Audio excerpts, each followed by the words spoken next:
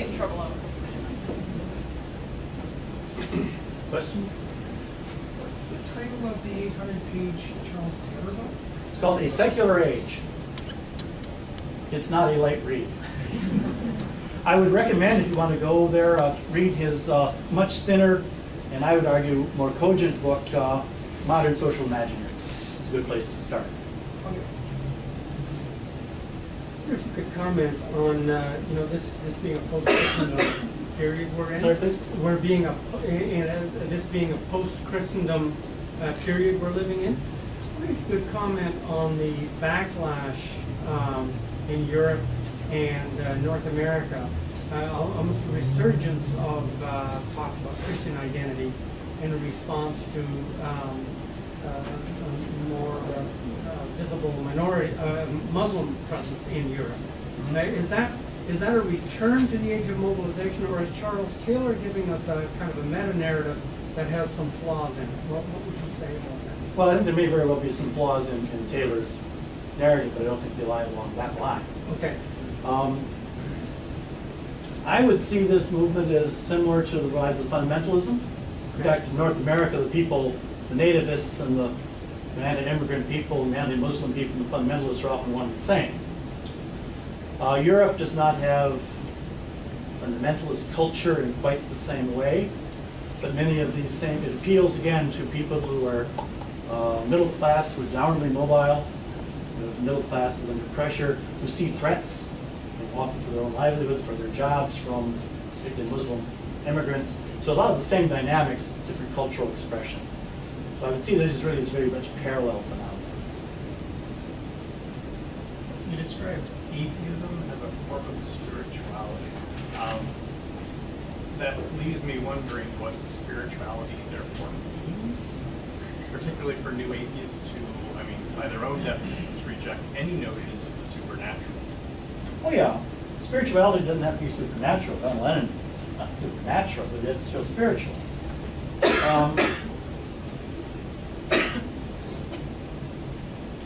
Look at it this way. Why are people atheists? If you don't like religion, wouldn't the logical response be simple indifference? Walk away? Why do you get stirred up about it? Why do you have meetings about it? Why do you have web pages about it? Why do you write books about it? This is an organized movement. Semi-organized anyway. There's something more going on than just a rational rejection of religion. Particularly if one, as a sociologist of science, my other hat, when you look at people like Dawkins, when he writes about religion, he is totally unscientific. This is not, religion is not treated as a hypothesis. Let's, weigh and evaluate the evidence and draw a judgment based on the weight of evidence. It's a rant. A lot of emotion involved in that. There's something more going on than simply we're being scientific and rejecting these ideas as not being scientific. And an anti-spirituality, I suppose, is still a kind of spirituality. As I said, somewhat perhaps more provocatively than I should have, the new atheists are just another sect. Maybe they are, maybe they aren't. But certainly in a pluralistic culture, they're one more spiritual choice amongst others. You said the new atheist movement could also be seen as a consequence of backlash against the age of authenticity. I didn't quite understand what you meant by that. Oh, in the sense that in the age of authenticity, we're seeing not only a decline in the authority of religion, but also a decline in the authority of science. And for people whose own identity is wrapped up in this, Enlightenment narrative of science, as Stephen just written about, for that to come into question and to be threatened, I imagine it's enormously threatening for them. So it's certainly not the only factor, but I think it is one factor, at least we have to consider, that it is the backlash against what they see then is the loss of authority of science. Hitchens ends his book in a call for a new enlightenment. So if the old enlightenment were on firm foundation, he wouldn't need to make that call. If I may ask a second question. You said that the church has lost steadily declined in authority, and so has science. What do you think is sort of trying to fill in that void that's now left? Where do you think that we're going so far? That's the $64 question. I don't know. Just because something is declining doesn't mean that something else is going to rush in and take its place. In a part of in the written version of the paper, which I didn't talk about today for time reasons, where I raised some of the problems with Taylor. Taylor doesn't like to talk about the problem of anime. For Durkheim, that was a big problem, the sense of meaninglessness, of normlessness in society. Taylor mentions it in passing, moving on. But what if this animated breakdown is exactly what we are experiencing? Are we really in the third and well-established age of modernity, or are we at the end of modernity? That's an open question. I don't know if there's a question here or not, but I'm still sort of working through this. Lots of what you talked about, and especially when you're talking about Taylor, it seems parallel. There seems to be a parallel with the nation state. Mm-hmm. So the nation state rises up in the same sort of mobilization, and then here now you see the nation states kind of at once disappears, even as you have a proliferation of the nation state. So is it possible to make sense of religion? Maybe this is my question. Can you draw insights from the one to make better sense of the other? I think I would guess that you could. I'm not sure if that work has been done yet, but certainly it's a fruitful ground to explore. Globalization has challenged the primacy of the nation state every bit as it's challenged science and religion.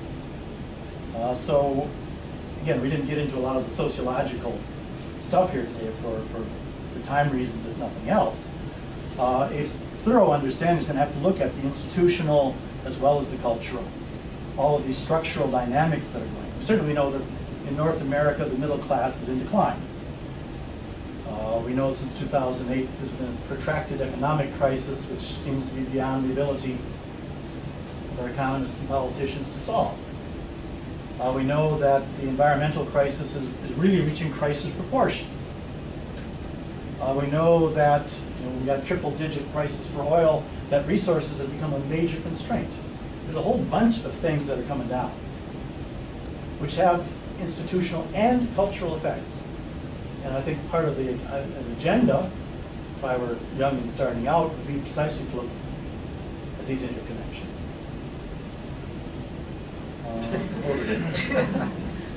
You mentioned about the climate crisis, and you just mentioned that again now. And what occurs to me is, in this age of ours, we're dealing with many issues, rejecting science, rejecting the teachings of Christendom. Where will the moral underpinnings come as we grapple with that crisis? Another $64,000 question. Maybe they won't. Certainly a civilizational order, as Taylor calls it, is a characteristic of much of the modern era. And this is, of course, the whole basis of Durkheim. You have to have this solid moral order. I am not a functionalist. I do not believe that these are inherent in the nature of society. And it may very well be that the area we're moving to will not have common moral underpinning. That's quite possible. It's an empirical question you have to look at. You and then Peter. Just following on from that, I work as an ethnographer with people in atheist movements in Britain, and you're talking about atheism as an alternative kind of spirituality, but I would say it's more an alternative moral order. People I work with join groups because they have a shared sense of morality based on common humanity and human rights values, and their opposition to religion is framed through these ideas that religion actually violates, not all religions, some religions violate human rights.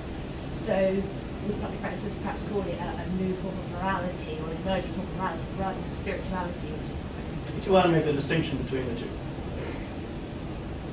that's open for debate. And certainly the situation in Europe is different than it is in North America. part Christendom was more a good deal longer, going back to the end of the First War. And Peter here, of course, wrote that secularization is sort of European exceptionalism, particularly powerful insight that he had. So you have to look at each society in terms of its own dynamics, and there very well may be important differences. So I'll talk about Canada for practical and theoretical reasons. Our situation may very well be different in some important ways in Europe, as it is different in some important ways in the United States. Peter? I seem to remember at the beginning of Taylor's massive book, which I admit I've never finished, where he says, I'm actually only talking about the West. Yeah. Is this a civilizational argument?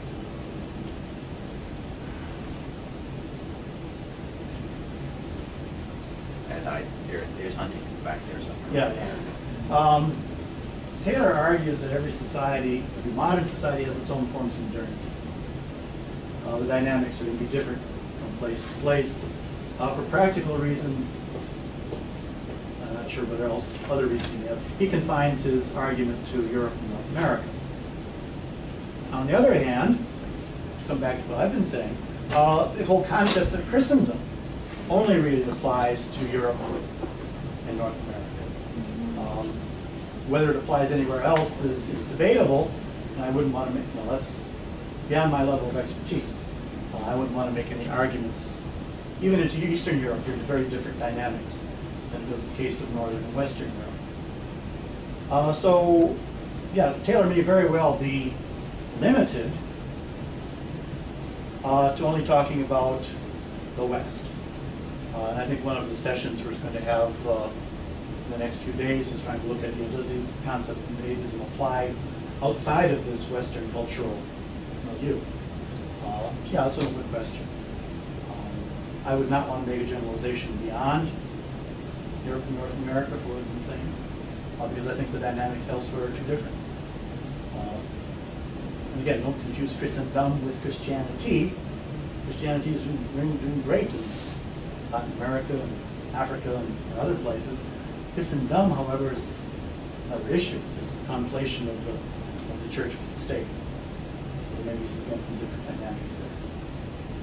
Well, just related to Peter's inquiry is that I see it, maybe you can, I would like to hear your insight about this, but the intersection between the age of authenticity and atheism and the sort of influence, the influx of non-Western religions or spiritualities like Buddhism, meditation, yoga practice, all these new things coming into a Western context.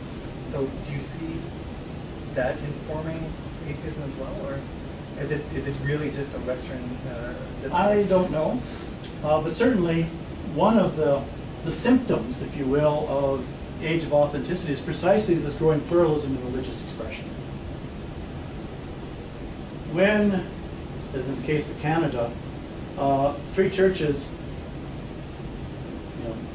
at a hegemony, 75% of the Canadian people identified with one of those three churches, there's not a whole lot of space for anybody else.